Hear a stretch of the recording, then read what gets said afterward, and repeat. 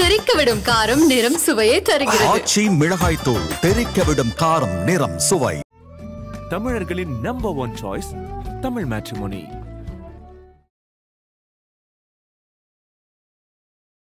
மத்திய உள்துறை அமைச்சர் அமித்ஷா அவர்கள் இந்தியன் எக்ஸ்பிரஸுக்கு அளித்த அந்த பேட்டியில விஜயை இந்த அதிமுக கூட்டணிக்குள் கொண்டு வருவது தொடர்பான ஒரு கேள்வி வரும்போது இப்போதைக்கு பேச முடியாது, ஆனா அதுக்கான முயற்சிகள் எடுக்கப்படும் அப்படின்ட்டு சொல்றாங்க. 2026 சட்டமன்ற தேர்தலில் தனித்துதான் கூட்டணி அப்படின்னு விஜய் சொன்ன பிறகும் பாஜகவோடு நாங்கள் இணைய மாட்டோம் அப்படின்னு பாஜக மீது கடுமையான விமர்சனம் வைத்த பிறகும் அமித்ஷா இதை சொல்லியிருக்காரு அப்படின்னா எந்த நம்பிக்கையில சொல்றாரு? மாற்றம் என்பதுதான் மாறாத தத்துவம். இதை அமித்ஷா புரிந்து கொண்டிருக்கிறார். நான் ஆல்ரெடி ஒரு தொலைக்காட்சிக்கும் சொல்லியிருக்கேன், உங்கள்கிட்ட சொல்கிறேன். விஜயை என்டிஏவுக்குள்ளே கொண்டு வருவதற்கு ஒரு நிபுணர் ஒருவர் உழைத்து கொண்டிருக்கிறார். நீங்கள் அனலிட்டிக்கலாக பார்த்தீங்கன்னா விஜய் என்டிஏவுக்குள்ளே வர்றதை காட்டிலும் என்டிஏவுக்கு வெளியில் நிற்பது தான் என்டிஏவுக்கு நன்மை. அதே நேரத்தில் டிஎம்கே தரப்புலேருந்து ஏதேனும் ஒரு கட்சி 2 கட்சி வெளியில் வந்தால் கூட அது டிஎம்கேக்கு மிகப்பெரிய சரிவை உருவாக்கும். அப்படி வெளியில் வருவதற்கு காங்கிரஸ் தயாராக இருக்கும் அப்படின்னு நான் நினைக்கிறேன். காங்கிரஸ் இல்லை, எனக்கு என்னன்னா விஜயை வச்சு நிறைய பேருக்கு நிறைய ஐடியாஸ் இருக்கு, ஆனா விஜய்க்கு என்ன ஐடியா இருக்குன்னே தெரிய மாட்டேங்குது. அதுதானே ஒரு பெரிய குழப்பமா இருக்கு. அந்த ஐடியா தெரிஞ்சவர் பிரசாந்த் கிஷோர் தான். அவரும் பீகார்ல உட்காந்துட்டு வரவே மாட்டேங்கிறாரு. இப்போ 2026க்கான அந்த தேர்தல் பிரச்சாரம் தொடங்கிடுச்சு. ஆனா நேரடியாக மக்களை சந்தித்து மக்களிடம் உரையாடி மக்களிடம் பேசுவது அதிமுக பொதுச் செயலாளர் எடப்பாடி பழனிசாமி அவர்கள் செய்து கொண்டிருக்கிறார். கிரவுண்ட் ரியாலிட்டியோட அவர் தன்னை தொடர்புபடுத்திக் கொள்கிறார். டவுன் டு எர்த் அவர் பிரச்சாரம். அவருடைய ஸ்டைலே அதுதான். இந்த டயத்தில் டிஎம்கே ஓரணியில் தமிழ்நாடுன்னு சொல்லி உறுப்பினர் சேர்க்கை ஆரம்பிச்சிருக்கிறது பொருந்தாமல் இருக்கு. ஏன்னா அவங்க உங்களுக்கு எலெக்ஷனுக்காக பாடுபட்டு இருக்கிறப்போ நான் உறுப்பினர்களை சேர்க்கறதுக்கு வீடுக்கு போகிறேன்னா உறுப்பினர்களை சேர்க்க வேண்டிய கட்டாயத்தில் தான் டிஎம்கே இருக்குங்கிற மாதிரி ஆயிடுது. இப்போ தமிழகத்துல பிரதான எதிர்கட்சியா இருக்கக்கூடிய அதிமுகவே இந்துக்களுக்கு ஆதரவாக, குறிப்பாக இந்து திருக்கோயில்களுக்கு ஆதரவாக ஒரு இஷ்யூவை கிளப்பியிருக்காங்க. அப்படிங்கிறது மூலமா அந்த இந்து கன்சால்டேஷன் இந்த எலெக்ஷன் நமக்கு தேவைப்படுது அப்படிங்கிற உணர்ந்ததால தான் எடப்பாடி பழனிசாமி அவர்கள் அப்படி பேசினாரா? டெங்குவை போல மலேரியாவை போல சனாதனத்தை ஒழிப்போம்னு சொல்லி உதயநிதி ஸ்டாலின் சொன்னது போலவோ இந்துக்களையோ இந்து கடவுளர்களையோ இகழ்ந்தும் பழித்தும் இழிவுபடுத்தியும் அதிமுக தலைவர்கள் யாராவது பேசியிருந்தார்? ஆதரணியர்களுக்கு அன்பு வணக்கம். இன்றைய சிறப்பு நேர்காணலில் நம்முடன் இணைந்திருக்கிறார் மூத்த பத்திரிகையாளர் கோலால ஸ்ரீனிவாஸ் அவர்கள். வணக்கம் சார். வணக்கம். மத்திய உள்துறை அமைச்சர் அமித்ஷா அவர்கள் இந்தியன் எக்ஸ்பிரஸுக்கு அளித்த அந்த பேட்டியில விஜயை இந்த அதிமுக கூட்டணிக்குள் கொண்டு வருவது தொடர்பான ஒரு கேள்வி வரும்போது இப்போதைக்கு பேச முடியாது, ஆனா அதுக்கான முயற்சிகள் எடுக்கப்படும் அப்படின்ட்டு சொல்றார். 2026 சட்டமன்ற தேர்தலில் தனித்துதான் கூட்டணி அப்படின்னு விஜய் சொன்ன பிறகும் பாஜகவோடு நாங்கள் இணைய மாட்டோம் அப்படின்னு பாஜக மீது கடுமையான விமர்சனம் வைத்த பிறகும் அமித்ஷா இதை சொல்லியிருக்காரு அப்படின்னா எந்த நம்பிக்கையில சொல்றாரு? அதோடு மட்டும் இல்லை, முதல்வர் கேண்டிடேட்டே விஜய் தான்னு அவர் கட்சியுடைய செயற்குழு தீர்மானமே நிறைவேற்றிருக்கு. அந்த சூழ்நிலையில் விஜயை நாங்கள் உள்ளே கொண்டு வருவோங்கிறார். ரொம்ப வெளிப்படையாக விஜயை கொண்டு வருவோம்னு சொல்லலை. அந்த கேள்வி என்னென்னா, விஜய், பாட்டாளி மக்கள் கட்சி, மற்ற சிறிய கட்சிகள் இதெல்லாம் உள்ளே கொண்டு வரதுக்கு வாய்ப்பு இருக்கா என்டிஏல அப்படின்னு கேட்குறப்போ அவர் சொல்ல இப்போவே ஒன்றும் சொல்ல முடியாது, பட்டு அதே நேரத்தில் எல்லா கட்சிகளையும் ஒரு பிளாட்ஃபார்முக்குள்ளே கொண்டு வருவதற்கு நாங்கள் முயற்சி மேற்கொள்வோம் அப்படின்னு அவர் சொல்லுகிறார். அதனுடைய அடிப்படை அரசியலில் மாறாததுன்னு எதுவும் கிடையாது அப்படிங்கிறது. எதுவும் மாறலாம். மாற்றம் என்பது தான் மாறாத தத்துவம். இதை அமித்ஷா புரிந்து கொண்டிருக்கிறார். அதனால் இன்னொன்று நான் ஆல்ரெடி ஒரு தொலைக்காட்சிக்கும் சொல்லியிருக்கேன், உங்கள்கிட்ட சொல்கிறேன். விஜயை என்டிஏவுக்குள்ளே கொண்டு வருவதற்கு ஒரு நிபுணர் ஒருவர் உழைத்து கொண்டிருக்கிறார். அரசியலுக்கு அப்பாற்பட்ட ஒருவர். அவர் ரொம்ப தீவிரமாக களமாடி வருகிறார். அநேகமாக அவர் தன்னுடைய முயற்சியில் வெற்றி பெறுவார் அப்படின்னு கருதப்படுகிறது. அவர் விஜய் தரப்புக்கும் அதே நேரத்தில் என்டிஏ தரப்புக்கும் நன்கு அறிமுகமானவர், தெரிந்தவர். 2 பேருக்குமே வெல்விஷர். அவர் பிஜேபி மட்டுமல்ல, எடப்பாடி அவர்களுக்கும் ரொம்ப நெருக்கமானவர். ஒரு எக்ஸ்பர்ட் லெவலில் இருக்கக்கூடிய ஒருத்தர். ஸோ அவர் வந்து தொடர்ந்து பேசி வருகிறார். அதனால் சில மாற்றங்கள் இருக்கும் அப்படின்னு கூறப்படுகிறது. அதே போல் பாட்டாளி மக்கள் கட்சியை பொறுத்தளவில் நெக்ஸ்ட்டு 10 டேஸுக்குள்ளே இதெல்லாம் சார்ட் அவுட் ஆகி அநேகமாக அன்புமணி ராமதாஸ் 2 பேருமே சேர்ந்து என்டிஏவில் பாட்டாளி மக்கள் கட்சி இருப்பதை உறுதி செய்வார்கள் அப்படின்னு கூறப்படுகிறது. இந்த அடிப்படையில் தான் அமித்ஷா அவர்கள் கூறியிருக்கிறார். ஆனால் இதில் ஒரு கேள்வி இருக்குது. என்டிஏவுக்குள்ளே விஜய் வருவது யாருக்கு நல்லது அப்படின்னு ஒரு கேள்வி இருக்குது. அது ரொம்ப முக்கியமான கேள்வி. இப்போது நாங்கள் நிறையா சர்வே கண்டக்ட் பண்ணியிருக்கோம். இப்போ கூட ரொம்ப ரீசண்டாக சென்னையை சுற்றிலும் இருக்கக்கூடிய சிறுபான்மையினர்கிட்ட மட்டும் ஒரு கருத்து கணிப்பு நடத்தி சிறுபான்மையினருக்குள்ளே யாருக்கு எவ்வளோ ஆதரவு இதெல்லாம் ஸ்டடி பண்ணியிருக்கோம். இந்த சர்வே தருகிற முடிவுகள் அடிப்படையில் பார்த்தால் என்டிஏவுக்குள் விஜய் வராமல் இருப்பது என்டிஏவுக்கு நல்லது. அந்த முடிவை நோக்கி போக வேண்டியிருக்கு. இப்போ எடுத்துக்காட்டால் பிஜேபியும் இடம்பெற்றிருக்கக்கூடிய என்டிஏவுக்குள்ளே விஜய் வருகிறான்னு வச்சுப்போம். இப்போ என்டிஏவை நோக்கி நகரக்கூடிய சிறுபான்மையினர் இருக்காங்கள்ல, அந்த சிறுபான்மையினரை மீண்டும் திமுகவுக்கு வாக்களிக்க ஆரம்பிச்சிருவாங்க. இப்போ விஜய் வந்து சிறுபான்மையினர்கிட்ட மிகப்பெரிய ஒரு உடசலை ஏற்படுத்துகிறார். முன்னால் சிறுபான்மையினர் ஓட்டு இன் டோட்டோ 100% அப்படியே டிஎம்கேக்கு பேக்கெட் ஆகி வந்தது ஜெயலலிதா மறைவுக்கு பிறகு. கிட்டத்தட்ட உத்தேசமாக சிறுபான்மையினுடைய வாக்குகள் அப்படிங்கிறது தமிழ்நாட்டில் ஒரு 11-12% இருக்கலாம். ஸோ 12%க்கு எந்த உழைப்பும் இல்லாமல் எந்த எஃபர்ட்டும் போடாமல் ஓசிக்கு ஒரு 12% ஓட்டு. தமிழ்நாடு மாதிரியான மிகப்பெரிய ஸ்டேட்டில் 12% ஓட்டுனா அது என்னன்னு பாருங்கள். அந்த ஓட்டு முயற்சியே இல்லாமல் முழுமையாக டிஎம்கேக்கு கிடைத்து வந்தது. இன்னொன்று, சிறுபான்மையினுடைய ஓட்டிங் பேட்டர்ன் உங்களுக்கு தெரியும். அவங்க வந்து ஒரு ஓட்டு கூட பேக்கெட் ஆகாமல் இருக்காது. சின்சியராக வந்து க்யூவில் இன்னும் ஓட்டு போட்டு போயிடுவாங்க. ஸோ சின்சியராக ஓட்டு போடக்கூடிய சிறுபான்மையின ஓட்டு 100% கிடைத்து கொண்டு இருந்தது. இப்போ நாங்கள் எடுத்திருக்க சர்வேலாம் பார்த்தீங்கன்னா அதிரடியாக இருக்குது. ஒரு சில இடங்களில் விஜய் வந்து 57% வாங்குகிறார். டிஎம்கே 35-40%க்குள்ளே இருக்குது. 6%-7% என்டிஏவுக்கு கிடைக்கிறது. அதாவது வெறும் சிறுபான்மையினர் வாக்கு, சிறுபான்மையினர் ஓட்டு மட்டுமே நான் சொல்கிறேன். பல இடங்களில் 50%க்கு மேலாம் போகிறார். இப்போ இது வந்து இப்போ ஒரு உதாரணம் சொல்கிறேன். ஒரு உதாரணம், 1000 விளக்கு முஸ்லீம்ஸ் அதிகமாக இருக்கக்கூடிய 1000 விளக்கில் பார்த்தீங்கன்னா ஒரு டிஎம்கேக்கு 37-38%னா விஜய்க்கு ஒரு 35% இருக்குது. இப்போ விஜய் இவ்வளோ ஓட்டை பிரிக்கலைன்னு வச்சுக்கோங்களேன், இந்த ஓட்டு எல்லாமே டிஎம்கேக்கு போயிருக்க வேண்டிய ஓட்டு, ரைட்டா? இப்போ விஜயை வந்து ஒரு தங்களில் ஒருவராக சிறுபான்மையினர் பார்க்கிறார்கள். இப்போ விஜய் ஒருவேளை என்டிஏவுக்கு வந்துட்டான்னு வச்சுக்கோங்க, சிறுபான்மையினர் அத்தனை பேர் யாருக்கு போடுவாங்க? திரும்ப டிஎம்கேக்கு. ஸோ என்டிஏவுக்குள்ளே விஜய் போகிறது டிஎம்கேக்கு நன்மை. இப்போ அதே போல தான் இப்போ எஸ்சி/எஸ்டி ஓட்ஸு பெருமளவு இவர் விஜய் இருக்கிறார். அதனால திருமாவளவனுக்கு குறிப்பாக அந்த எஸ்சி/எஸ்டி ஓட்ஸு எங்கே இருக்கிறான்னா வட தமிழகத்தில். அப்படின்னா திருமாவளவனுடைய கோர் ஓட் பேங்க்கு பெரிய அளவில் அடி வாங்க போகுது. திருமாவளவனுடைய கோர் ஓட் பேங்க்கில் ஒரு பெரிய டென்ட் ஏற்பட்டால் அதனுடைய பொருள் என்ன? டிஎம்கே கூட்டணிக்கு வரக்கூடிய வாக்குகள் கிடைக்கல அப்படின்னு அர்த்தம். இப்போ விஜய் வந்து என்டிஏவுக்குள்ளே வந்தார், என்ன ஆகும்? அந்த ஓட்டு ஃபுல்லாக திரும்ப டிஎம்கே சைடு போயிடும், இல்லாட்டி திரும்ப பக்கம் போகும். இப்படி நீங்கள் ஒவ்வொரு கோணத்துலையும் பார்க்கலாம். ரொம்ப மேம்போக்காக பார்த்தா விஜய் வந்து ஆஹா சூப்பர் அப்படிங்கிற மாதிரி தெரியும். நீங்கள் அனலிட்டிக்கலாக பார்த்தீங்கன்னா விஜய் வந்து வராமல் வெளியில் இருப்பது என்டிஏவுக்கு மிகப்பெரிய நன்மையை தரும். உள்ளே சேர்றதை காட்டில் அதிக நன்மையை வெளியில் இருக்கிறது மூலமாக தான் பெற முடியும். அது நன்மைன்னு சொல்கிறீங்க.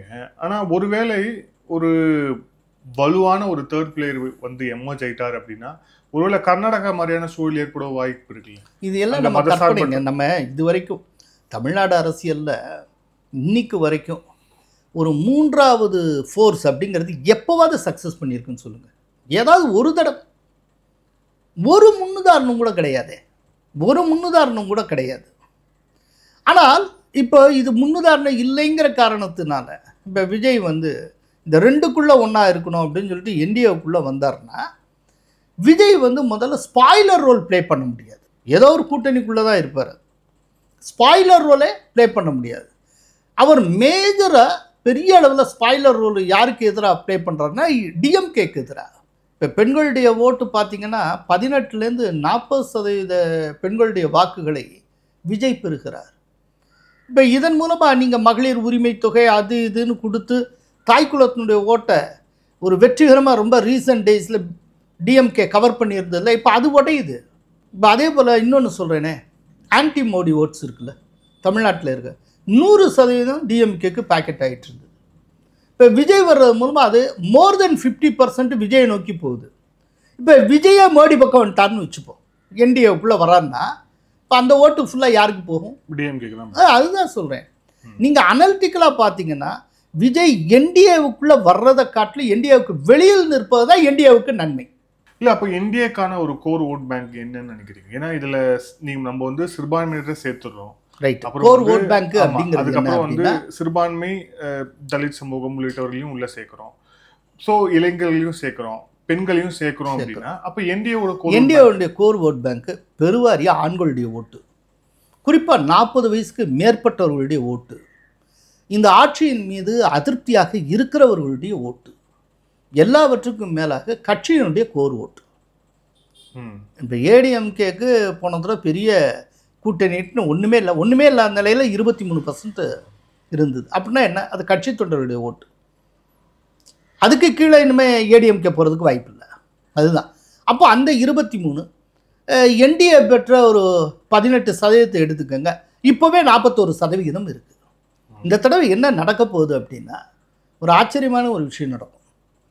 பெருமளவு ஓட்டை விஜய், அதாவது விஜய் வந்து இப்போ பிளான் பண்ணபடி ஒரு 3வது ஃபோர்ஸாக நின்னார்னா பெரிய அளவில் ஸ்ப்ளிட் ஆகும்னு சொல்கிறேன்ல, அப்படியெல்லாம் பிரித்தார்னா இந்த தடவை ஆட்சியை பிடிக்கிறவங்களுக்கே ஒரு 30-33% இருந்தாலே ஆட்சியை பிடிச்சிட முடியும், ஓட்டு ஸ்ப்ளிட்டாக இருந்தாலும். இதுக்கு முன்னாடிலாம் ஒரு இருமுனை போட்டி அந்த மாதிரி இருக்கிறப்போ 45% வரைக்கும் தான் எடுக்க வேண்டிய ஒரு கட்டாயம் இருந்தது. இப்போ அப்படி கிடையாது. ஒரு 32 to 35% இருந்துட்டாலே அவர் ஆட்சியை பிடித்து விட முடியும்.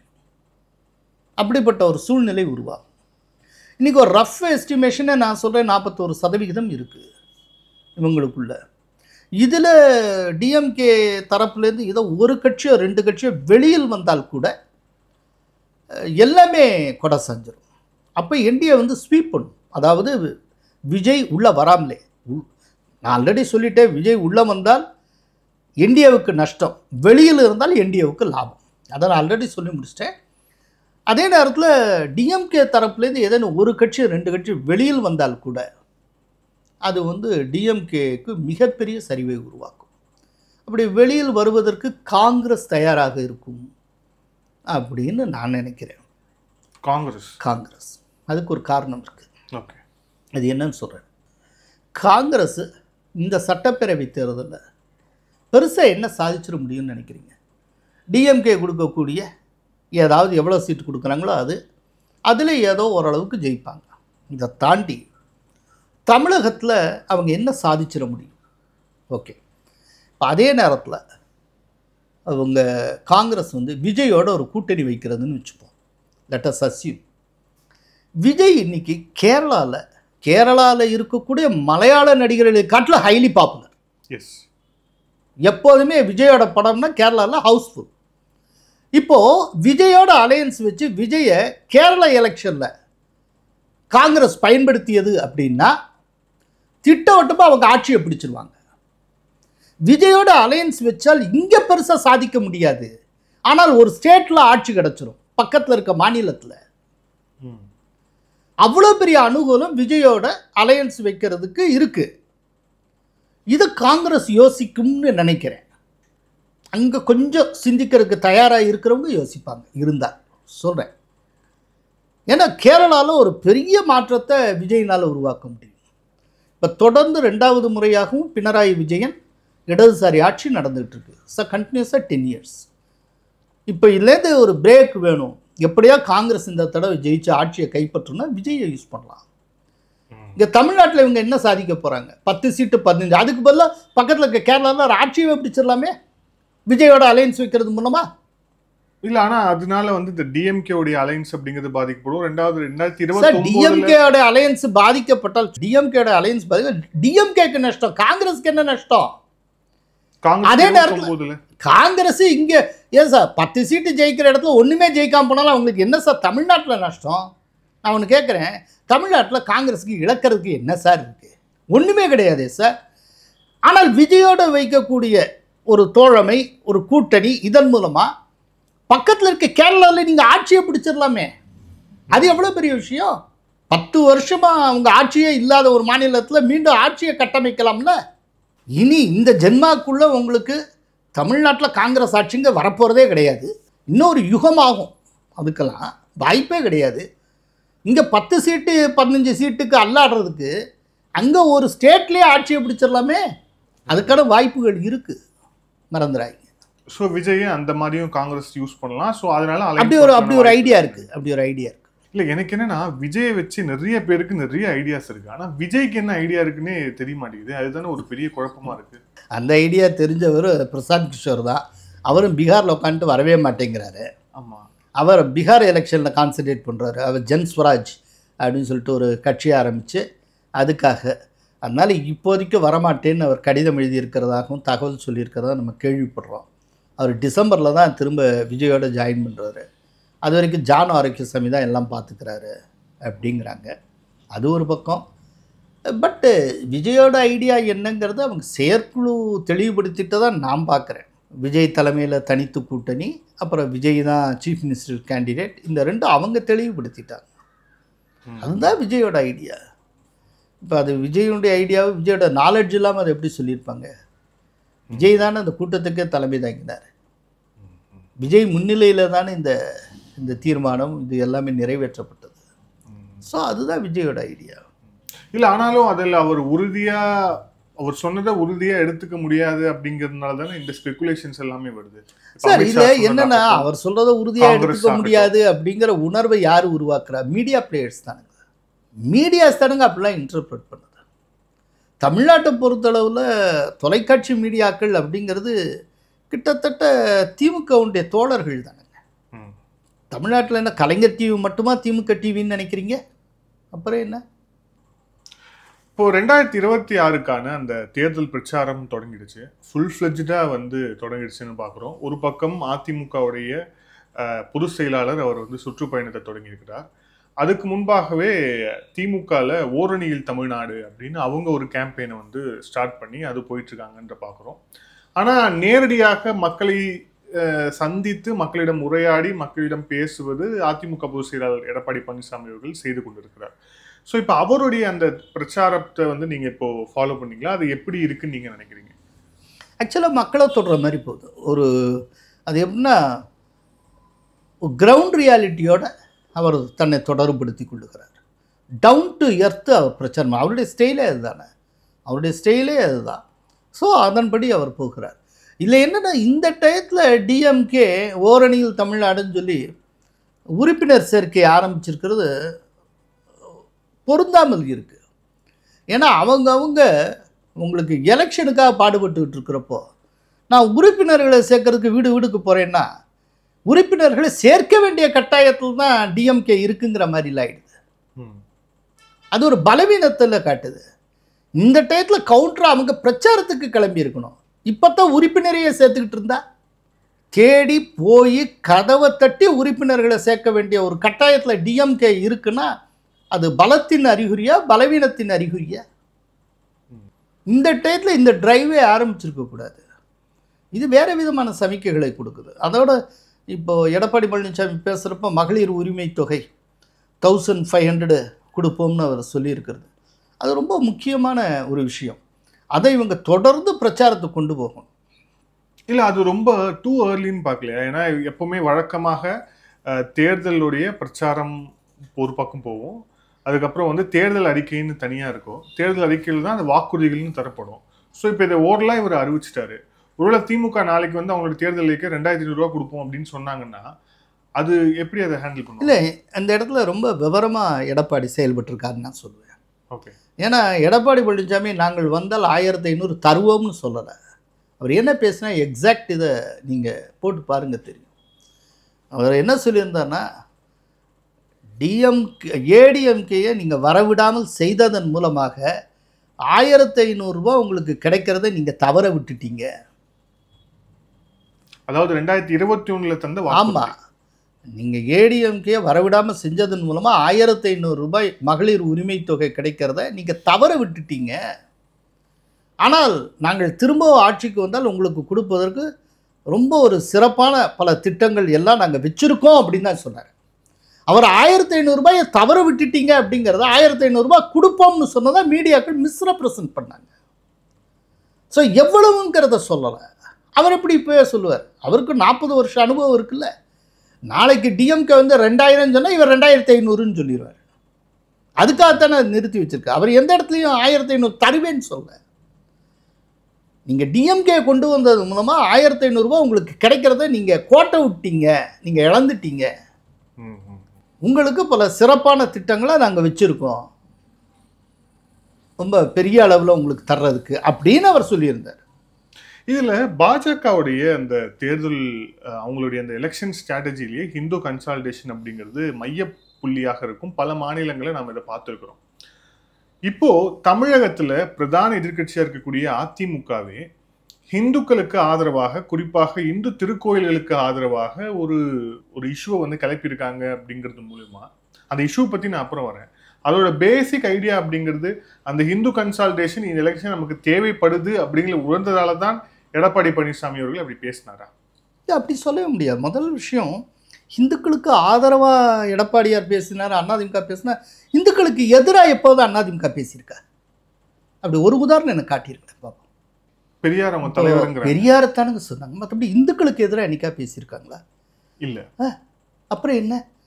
இப்போ இவர் ராமபிரான் எந்த பொறியியல் கல்லூரியில் படித்தார் அப்படின்னு கலைஞர் கேட்டது மாதிரியும், இல்லாட்டி ஹிந்து என்றால் திருடன் அப்படின்னு சொன்னது போலவோ, இல்லாட்டி பிஜேபியை பண்டாரங்களின் கட்சி, பரதேசிகளின் கட்சி அப்படின்னு கலைஞர் சொன்னது மாதிரியோ, இல்லாட்டி இந்துக்களுடைய திருமண சடங்கை வந்து ஸ்டாலின் இகழ்ந்து பேசியது போலவோ, இல்லாட்டி ஏழுமலையானுக்கு ரொம்ப சக்தி இருக்குது அப்படின்னா அவருடைய உண்டியலுக்கு பக்கத்தில் எதுக்கு காவலர்கள் இருக்கிறார்கள் கனிமொழி கேட்டது போலவோ, டெங்குவை போல மலேரியாவை போல சனாதனத்தை ஒழிப்பும்னு சொல்லி உதயநிதி ஸ்டாலின் சொன்னது போலவோ, ஹிந்துக்களையோ இந்து கடவுளர்களையோ இகழ்ந்தும் பழித்தும் இழிவுபடுத்தியும் அதிமுக தலைவர்கள் யாராவது பேசியது உண்டா? பேசியது கொஞ்சம் இருங்க. இந்திய ஒருமைப்பாட்டையும் இந்திய இறையாண்மைக்கும் எதிராக எப்போதாவது பேசியது உண்டா? அதனால அதிமுக ப்ரோ ஹிந்து குரல்ங்கிறது அது எப்போதுமே உண்டான விஷயம். அதாவது ஜெயலலிதா வந்து பிஜேபியோட அலையன்ஸ் வைக்காத காலத்திலேயே ராமர் கோயிலை அயோத்தியில் கட்டல, வேற எங்கே கட்டுறதுன்னு கேட்டவங்க. அயோத்தி கரசேவைக்கு நான் என் தொண்டர்களை அனுப்புவேன்னு சொன்னாங்க. சேது சமுத்திரம் ப்ராஜெக்டுக்கு எதிராக சுப்ரீம் கோர்ட்டில் ஃபஸ்ட்டு கேஸ் போட்டது ஜெயலலிதா. ஏடிஎம்கேக்கு அப்படி ஒரு லெகசி உண்டுங்க. அதே ஜெயலலிதா அதே நேரத்தில் பெரியாரையும் கொண்டாடி இருக்காங்க. அவங்க சிஎம்மாக இருந்தப்போ எல்லா வருஷமும் பெரியாருடைய பிறந்த நாள் அரசு விழாவாக கொண்டாடப்பட்டிருக்கு. பெரியார் அவங்க நிராகரிக்கலை. அது வந்து ஒரு திராவிட விழுமியத்தில் வந்த கட்சி தானே.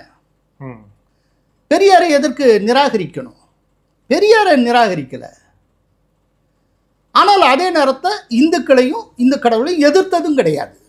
இந்த விதமான ஒரு பாரம்பரியம் ஏடிஎம்கேக்கு எப்போதுமே உண்டே. இதில் ஒன்றும் ஆச்சரியப்படுறதுக்கு ஒன்றும் இல்லை. இல்லை, ஆச்சரியப்படுறதுக்கு எதுவும் இல்லை. நீங்கள் சொன்ன மாதிரி இந்த ஹிந்து எதிர்ப்பு கருத்துக்களை அதிமுக பேசியதே கிடையாது. ஆனால் இப்போ இந்த எலெக்ஷனில் பாஜகவை வந்து மீண்டும் அலையன்ஸ்குள்ளே கொண்டு வந்தது, அதே மாதிரி இந்த சிறுபான்மையினர் வாக்குகள் நமக்கு வராது அப்படிங்கிறதுல வந்து ஒரு எல்லாரும் கணிக்கிற மாதிரி அந்த ரிஸ்க் அவங்களுக்கும் வந்து தெரியும். இல்ல, அதாவது அப்ப இருக்கிறத நம்ம வந்து என்ன விஷயம் அப்படிங்கிறதுக்கான இது அஸ்திரம் அதுவும் இருக்கலாம். சிறுபான்மையினர் ஓட்டு எப்படியும் கிடைக்க போறது இல்லை. ஏன்னா என்டிஏல இருக்காங்க, பிஜேபியோட இருக்காங்க, நிச்சயமா சிறுபான்மையினர் ஓட்டு கிடைக்க போறது இல்லை. அப்படின்னா ஏடிஎம்கேக்கான ஓட்டு இந்துக்களுடைய ஓட்டு தான். அப்போ இந்து கன்சல்டேஷன் இருக்கட்டும் அப்படின்னு இருக்கலாம். ஆனால் இதை காரணமாக வச்சு இன்னைக்கு திடீர்னு ஏடிஎம்கே ஆரம்பிச்சது இந்துக்களை கன்சால்டேட் பண்ண அப்படின்னு புரிஞ்சுக்க கூடாது. இந்துக்களுக்கு எப்போதுமே அது ஆதரவாக தான் இருந்திருக்கு. சுருக்கமாக சொல்ல, ஆதரிக்குதோ இல்லையோ இந்துக்களுக்கு எதிராக எப்போதுமே அது இருந்ததில்லை. இந்து கடவுளருக்கு எதிராக இருந்தது கிடையாது. ஆக்சுவலாக ஏடிஎம்கே எந்த கடவுளருக்கும் எதிராக பேசினதில்லை. அதான் உண்மை. நீங்கள் ரொம்ப நடுநிலையாக நேர்மையாக யோசிச்சிங்கன்னா அது தெரியும். ஏன்னா ஒருத்தருடைய வழிபாடு எல்லாம் அவரவர் தனிப்பட்ட விருப்பம் உரிமை அப்படிங்கிற மாதிரி தான் அவங்க வந்து பார்த்துருக்காங்களே ஒழிய வேறு ஒன்றும் இல்லை. அதே நேரத்தில் அது வந்து கழகத்தினுடைய ஒரு பிரிவு, ஒரு வார்ப்பு.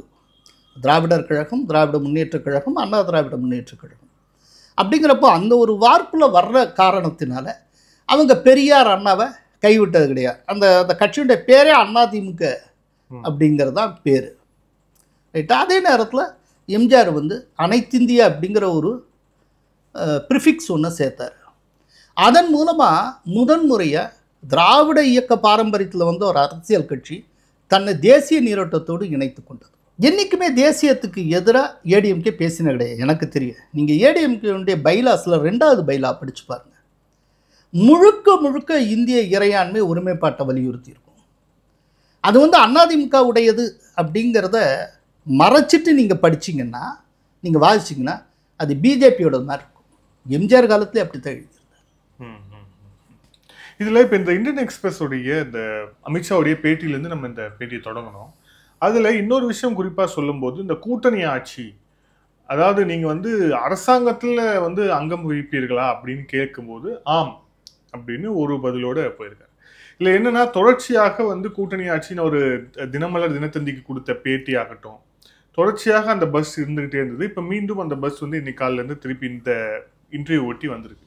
நமக்கு என்ன கேள்வி அப்படின்னா, ஒருவேளை இந்த கூட்டணி ஆட்சி அப்படிங்கிற ஃப்ரேஸை விஜயை உள்ள கொண்டு வரதுக்காக ஏன் அமித்ஷா அவர்கள் பயன்படுத்திருக்க கூடாது? இல்லைங்க, விஜயை பற்றி அபிப்பிராயம் சொல்கிறதுக்கு முன்னாலே அமித்ஷா தானே சொல்லிட்டு இருக்காரு. இப்போ ஏடிஎம்கேட அலையன்ஸ் சீல் பண்ணார்ல ஏப்ரல் 12 அப்போது எங்களுடைய கூட்டணி ஆட்சிக்கு இபிஎஸ் தலைமை வகிப்பார் அப்படின்னு சொல்லலையா? இபிஎஸ் தலைமையில் கூட்டணி ஆட்சி அமையும்னே சொன்னார். அப்போவும் கூட்டணின்னு சொல்லியிருக்காரு. ஸோ அந்த ப்ரெஸ் மீட்லேருந்தே இந்த பஞ்சாயத்து ஓடிக்கிட்டு இருக்கேன். கூட்டணி கூட்டணி இதே தானே பேசிக்கிட்டு இருக்காங்க. ஒரு விஷயம் என்னென்னா, நார்த் ஈஸ்ட்லாம் எடுத்துக்கிட்டிங்கன்னா என்டிஏ கவர்மெண்ட் நிறைய இருக்குது. அங்கே நார்த் ஈஸ்டில் இருக்க ரொம்ப சிறிய மாநில கட்சிகள் அது பெருவாரியாக ஜெயிச்சிருக்கும். பிஜேபி 1 சீட் 2 சீட் தான் ஜெயிச்சிருக்கும். ஆனால் பிஜேபி தரப்பில் சொல்கிறப்போ இந்த ஸ்டேட்டில் என்டிஏ கவர்மெண்ட் நடக்குது, என்டிஏ கவர்மெண்ட்டு தான் சொல்லுவாங்க. என்டிஏவுடைய உறுப்பு கட்சி ஆட்சி செய்தாலே அது என்டிஏ கவர்மெண்ட் தான். என்டிஏன்னு சொல்கிறப்போ அது கூட்டணி ஆட்சி, அவ்வளோதான். கூட்டாட்சினா தான் அதுக்கு வேற அர்த்தம். இது கூட்டணி அரசுன்னு தான் சொல்கிறாங்க. அது என்னங்கிறத பார்ப்போம். என்னை பொறுத்தளவில் இது கூட்டாட்சியாகவே இருந்தாலும் நல்லதுன்னு நான் சொல்லுவேன். ஏன்னா 2014 ஒரு நல்ல மாடலை மோடி அவர்கள் செட் பண்ணியிருக்கிறார். ஃபுல் மெஜாரிட்டியோடு ஜெயித்தாலும் நம்ம கூடவே தேர்தல் வரைக்கும் வந்தவங்க தேர்தலுக்கு பின்னாலேயும் கூட இருக்கணும் அப்படின்னு சொல்லி அவங்களுக்கு அமைச்சர் பதவி வழங்கி அழகு பார்த்துருக்கிறார். இது இன்றைக்கு வரைக்கும் தொடருது, ரைட்டா. இத்தனைக்கும் அவர் நினச்சானா ஃபுல் மெஜாரிட்டி இருக்குது, கூட்டணி கட்சிகளை அத்து விட்டுட்டு அவர் மாட்டில் தனியாக ஒரு ராஜ்யம் நடத்திட்டு போயிருக்கலாம். ஆனால் மற்றவங்களையும் இணைத்து கொள்ளுகிறார். இந்த மாதிரி இப்போ பார்த்திங்கன்னா இந்த ஒரு மாடலை மோடி முன்வைத்த இந்த மாடலை, ஒரு ஆரோக்கியமான இந்த மாடலை மற்ற மாநிலங்களே முன்னெடுக்கணும் அப்படிங்கிற விருப்பமும் அவர்களுக்கு இருக்குது. இப்போ அந்த விருப்பத்துடைய உச்சம் ஆந்திராவில் எதிரொலிச்சது. இல்லை, அதுதான் கேட்க வந்து இந்த ஆந்திரா மாடலை தான் இங்கே பிச் பண்ணுறாரு அமித்ஷா. இல்லை, அது சொல்கிறேன். இப்போ ஆந்திராவில் வந்து இதே சந்திரபாபு நாயுடு இதே என்டிஏல தன்னுடைய ஆட்சியில் பங்கு தராமல், மற்றவர்கள் பங்கு தராமலேயே தனித்த ஆட்சி நடத்தியதும் உண்டு. ஆனால் இப்போ அவர் பண்ணிகிட்டு இருக்கிற இந்த ஆட்சியில் தான் பங்கு தந்திருக்கிறார். இத்தனைக்கும் அதில் Chandrababu நாயுடைய Telugu Desam 2/3 majority, landslide victory. அவர் வந்து யாருக்கும் பங்கு தர வேண்டிய அவசியம் இல்லை. ஆனால் பிஜேபியை சேர்ந்த ஒருவருக்கு அமைச்சர் பதவி கொடுத்திருக்கிறார். ஜனசேனா கட்சியுடைய தலைவர் பவன் கல்யாணுக்கு வந்து துணை முதல்வர் பதவி தந்திருக்கிறார். இந்த மாதிரி வந்திருக்கு. இது ஒரு நல்ல மாடல். ஒரு மாடலை இப்போ ரீசெண்டாக ஆந்திராவில் அவங்க செட் பண்ணியிருக்காங்க, ஃபுல் மெஜாரிட்டியோட இருந்தும். அப்படிங்கிறப்போ இதே ஒரு மாடல், இந்த விதமான மாடல் ஏன் தமிழ்நாட்டில் கூடாது? இது ஒரு ஆரோக்கியமான முன்னுதாரணம். தமிழ்நாட்டை பொறுத்தளவில் இது வரைக்கும் என்ன சொல்லப்பட்டிருக்கு? திராவிட மாடலோ இல்லாட்டி ஒரு திராவிட கொள்கையை கேரி பண்ணுறவங்க எல்லாருமே மத்தியில் கூட்டாட்சி, மாநிலத்தில் சுயாட்சி. இப்போ அதுக்கு மேலே ஆரோக்கியமாக ஒருபடி மேலே போய் மத்தியிலும் கூட்டாட்சி, மாநிலத்திலும் கூட்டாட்சி அப்படின்னு போகிறோம். இல்லை என்ன தப்பு? இது ஒரு ஆரோக்கியமான ஒரு மாடல். ஸோ ஒரு ஒரு ஒரு ஆரோக்கியமான முன்மாதிரியை உருவாக்குறாங்க. பட் இது எல்லாம் ரிசல்ட் வந்ததுக்கப்புறம் தான் யாருக்கு எவ்வளோ சீட்டு கிடைக்குது, என்ன மக்கள் என்ன மனசில் நினைக்கிறாங்க, அவங்க என்ன தீர்ப்பு கொடுக்கும், இதெல்லாம் வச்சு தான் இருக்குது. இப்போவே பேசி ஒன்றும் அடையாது. என்னை பொறுத்தளவில் இப்போவே இந்த ஆட்சியை பற்றியே பேசாமல், அது எந்த தரப்பை சேர்ந்த தலைவர்களாக இருந்தாலும் சரி, மக்கள்கிட்ட தங்களுடைய செயல் திட்டங்களையும் தங்களுடைய வாக்குறுதிகளையும் கொண்டு போய் சேர்க்கறத தான் கவனம் செலுத்தணும். இப்போவே இதை ஒருத்தர் மாற்றி சொல்லி தான் 2 தரப்பில் இருக்கக்கூடிய கேடர்ஸ் மத்தியில் ஒரு மனக்கசப்பு ஏற்படும், ஜெல்லாகாமல் போயிடுவாங்க. ஏன்னா இப்போ தான் கொஞ்சம் கொஞ்சமாக சேர்ந்து வருது, எல்லோரும் சேர்ந்து ஒர்க் பண்ணுறது அப்படிங்கிற ஒரு நல்ல ஒரு இது ஏற்பட்டிருக்கு.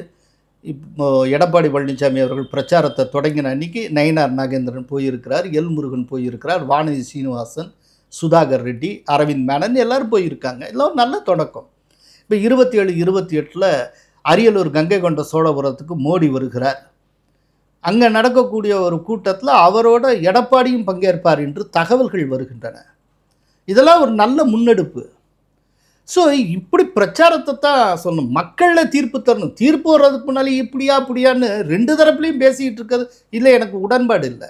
அமித்ஷா பேசுறதுல எனக்கு உடன்பாடு கிடையாது, எடப்பாடி பேசுறதுல எனக்கு உடன்பாடு இல்லை. இப்போவே இதுக்கு இதெல்லாம் பேச வேண்டியவங்க மக்கள்கிட்ட விஷயத்தை கொண்டு போய் சேர்க்கணும்.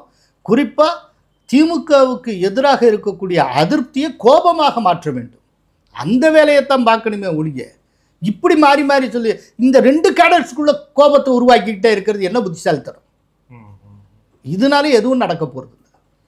இந்த நேர்காணல் இறுதியான கேள்வி, RSS தலைவர் மோகன் பகவத் அவர்கள், அவர் அந்த 75 வயதுக்கு உட்பட்டவர்கள், அதை தாண்டியவர்கள், இவங்க எல்லாமே வந்து வழிவிடணும் அப்படின்ற சொன்ன கருத்தை மோடி அவர்களோடைய ஒப்பிட்டு பேசிட்டு இருக்கிறாங்க. குறிப்பாக எதிர்கட்சிகள், அது சஞ்சய் ராவத், அப்போ இதுக்கு முன்னாடி ஒரு நேர்காணல சஞ்சய் ராவத் இப்படி பேசியிருக்கிறாருன்னே நானே உங்ககிட்ட அந்த கேள்வியை கேட்டுக்கிறேன்.